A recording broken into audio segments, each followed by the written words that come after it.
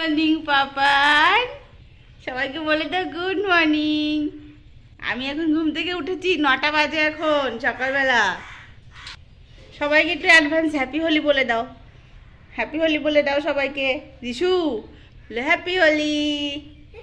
উঠলো তো, কেবল ঘুম থেকে উঠেছে তো, মুড নেই কোনো কিছু কথা বলার, এখন আর ইচ্ছা নেই। চলো আমরা যাই আজকে একটু জেঠু বাড়ি ঘুরু ঘুরু করতে। দেখি তো জেঠু বাড়ি নিয়ে গেলে আবার খুশিতে নাচবে, এখানে দেখে নে। আর দেখো রূপেশের কাজ দেখো, যুদ্ধ করার মানুষ খুঁজে পাচ্ছে না, তাই ও ছাগলের সাথে যুদ্ধ করছে। দেখো ছাগলের সাথে ঘুষি করছে।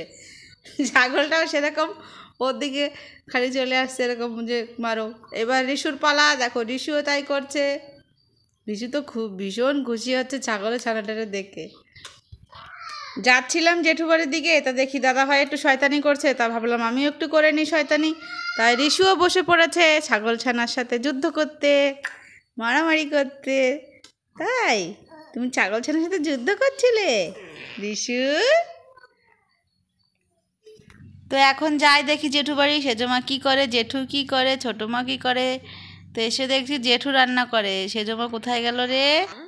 সেজমা নাই কেন রে আজকে? কি হলো ওনার দেখি তো। তো সেজো জেঠু আজকে খাবার বানাচ্ছে। সেজমা দেখো ঘরের মধ্যে শুয়ে আছে।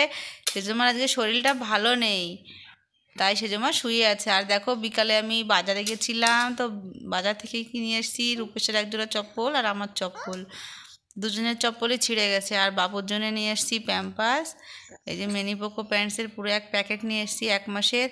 আর এই যে ওষুধ শেষ হয়ে গেছিলো সেগুলো নিয়ে এসেছি, গ্যাসের ওষুধ, ভিটামিনের ওষুধ, আর হচ্ছে গিয়ে পেট ব্যথার ওষুধ। চলো ভিডিওটা এখানেই শেষ করছি, দেখা হচ্ছে হোলির দিন।